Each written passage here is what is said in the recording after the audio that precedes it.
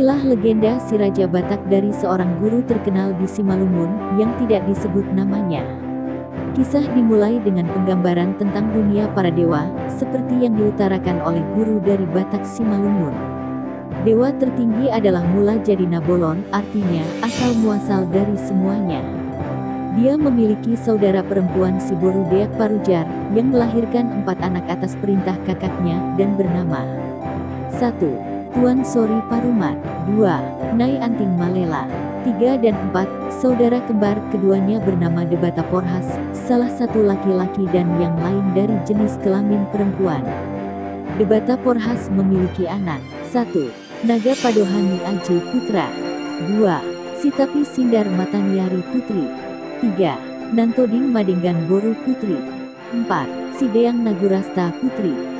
Tuan Sori Parumat pertama menikahi Sitapi Sindar Mataniari, tetapi pada awalnya pasangan ini tidak memiliki anak.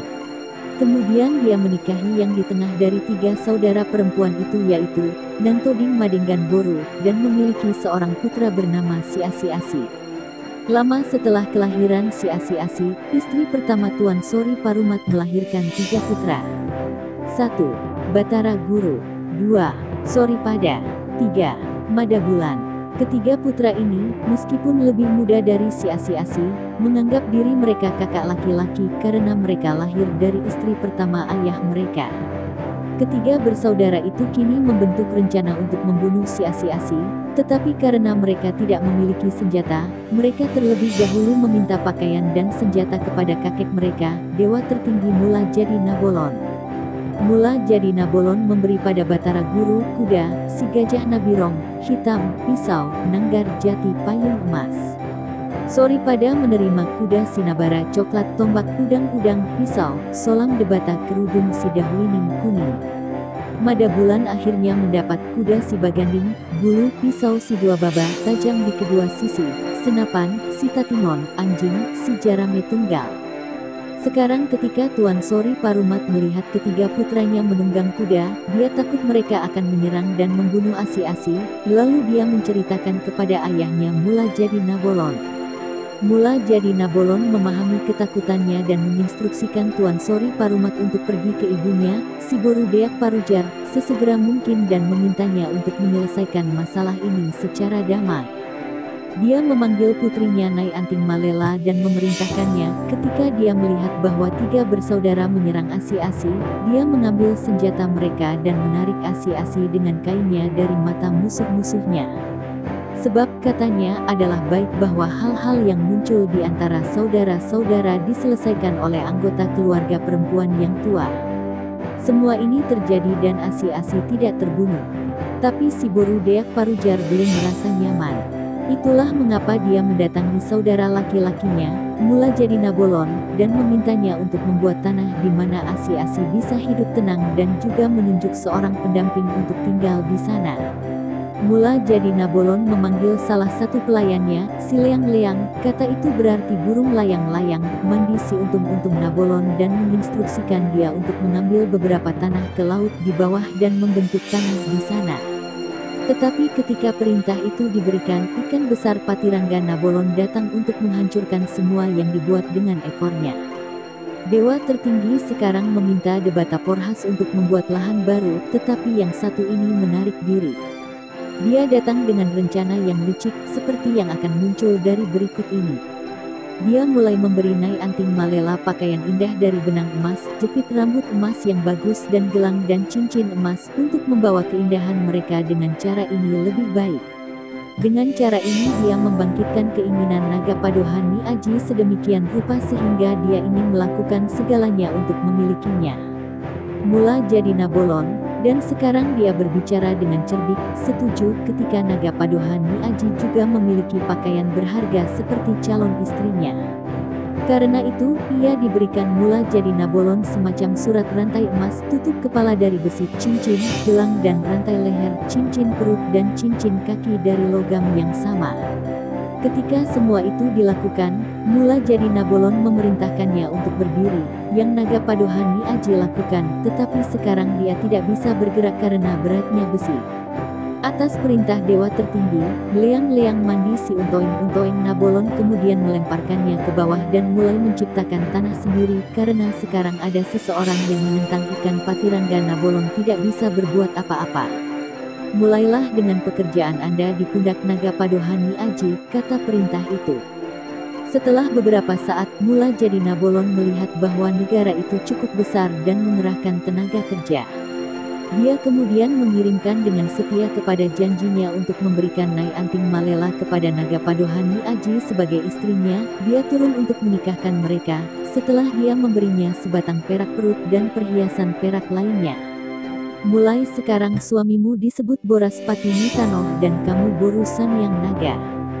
Kamu berdua akan menjadi debata di Toru, Dewa Bawah.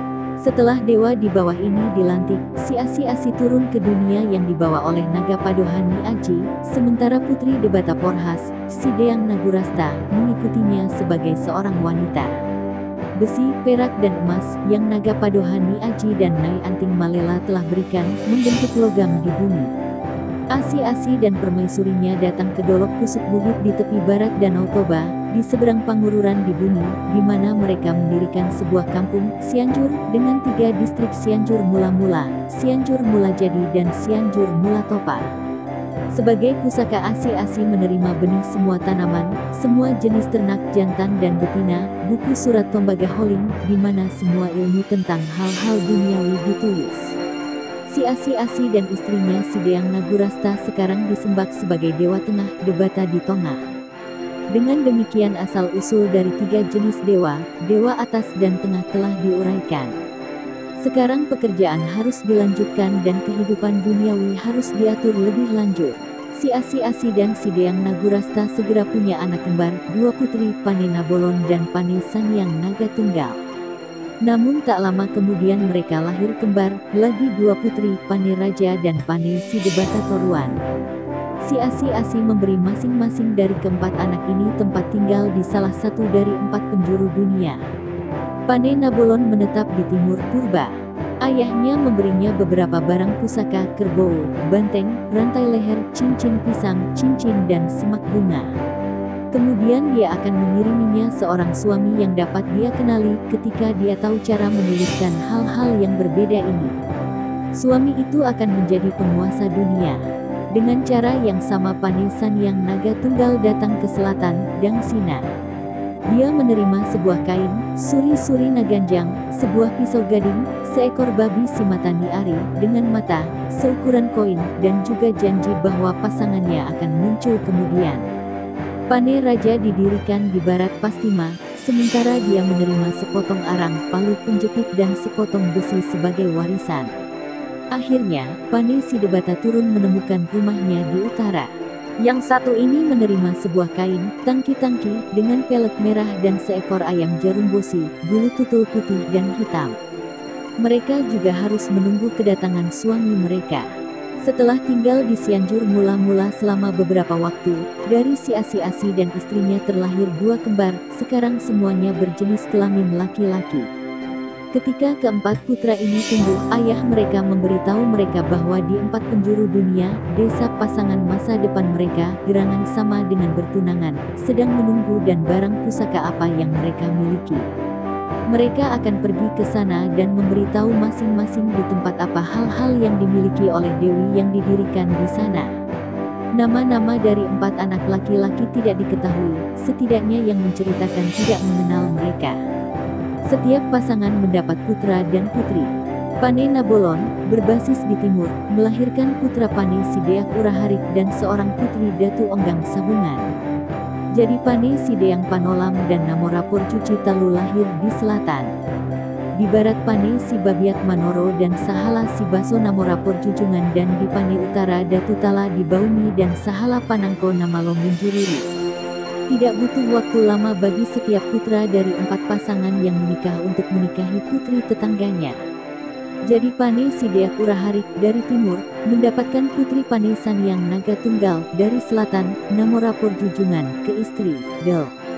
Pasangan suami istri muda ini menemukan tempat tinggal mereka di antara orang tua mereka, sehingga mereka yang disebutkan namanya di Tenggara Agono, yang berikut di Barat Daya, Nariti, pasangan ketiga di Barat Laut, Mangabia, dan yang terakhir di Timur Laut, Irisana, datang untuk hidup.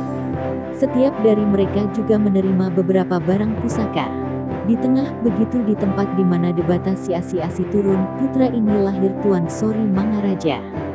Ketika ia dibesarkan, ayahnya beralih ke Mula jadi Nabolon dalam doa dan meminta seorang wanita untuk mereka. Doa itu didengar dan Debata Porhas memiliki seorang putri, yang ditakdirkan sebagai istri dari Tuan Sori Mangaraja. Orang-orang Batak turun dari pasangan ini. Orang-orang lain di dunia turun dari Pane-Pane dari 8 penjuru angin, desa Nawalu. Tuan Sori Mangaraja mendapat 2 putra, Guru Sodumpangon dan Opu Raja Ijolma dan seorang putri, Tuan Sori Madenggan Boru. Ompoe Raja Ijolma tinggal di Cianjur, mendapatkan seorang putra, Opu Raja Manusia, yang memiliki putra lain, Opu Raja Batak, leluhur Batak.